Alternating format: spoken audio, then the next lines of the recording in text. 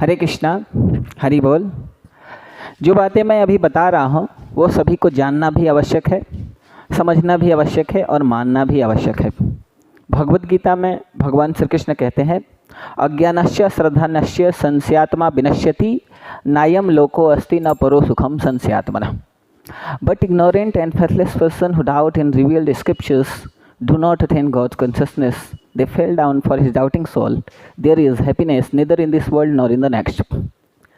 कहते हैं कि जो अज्ञानी व्यक्ति शास्त्र में विश्वास नहीं करता, जो पुरानी हमारी स्क्रिप्चर्स लिखी गई हैं, वेद पुराण में जो बातें बताई गई हैं उसमें विश्वास नहीं करता, they fell down for his doubting soul, यानी कि वो गिरता है, नीचे गिरता है, वो पतन को प्राप्त करता है। वो कभी अच्छा आचरण नहीं करेगा, बुरा आचरण करेगा और नीचे गिरेगा, हमेशा फेल होगा, दुख को प्राप्त करेगा।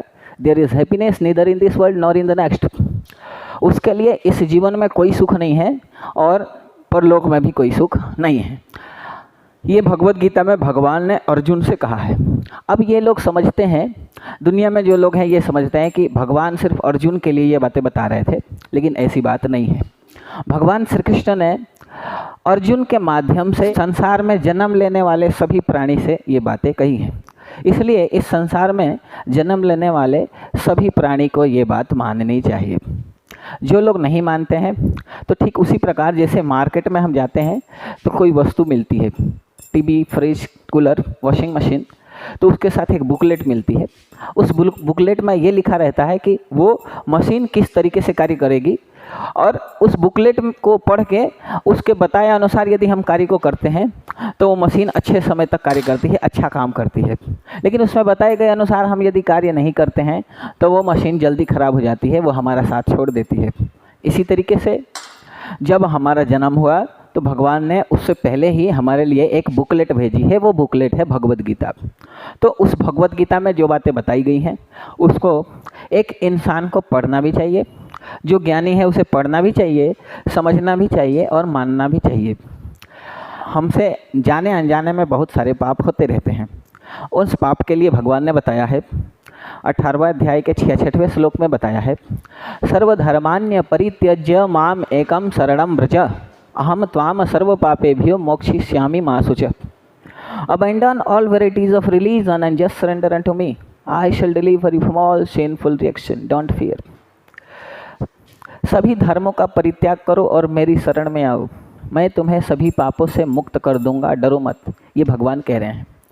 जाने अनजाने में मनुष्य से कोई ना कोई पाप अवश्य होता है। जिस प्रकार यदि मैं पैदल चलता हूँ तो रास्ते में कोई चींटा, कोई छोटा सा जानवर, मेढक गिर जाता, मेरे पैर से दब जाता है और मर जाता है, तो वो पाप हो जाता है। बहुत सारे लोग तो ये बात नहीं समझते हैं, मुर्गे को जिंदा काटते हैं और पाप करते हैं। वो समझते हैं कि चिकन खा रहा हूँ, जबकि वो उनके लिए नहीं है। भगवान ने ऐसा कभी नहीं कहा है कि जीवों पर अत्याचार करो और वो खाने के लिए आपके नहीं बनाए गए हैं। कोई भी गार्जियन यदि अपने बच्चे को मीट जहाँ मिलता है वहाँ पे ले जाता है तो छोटा बच्चा देखता है कि मुर्गे को काटा जा रहा है। मुर्गे को काटते हैं तो मुर्गे को दर्द होता है, वो तड़पता है, उसकी गर्दन काटी जाती है, बच्चा देख रहा है। उस गार्जियन ने अपने बच्चे को क्या सिखाया?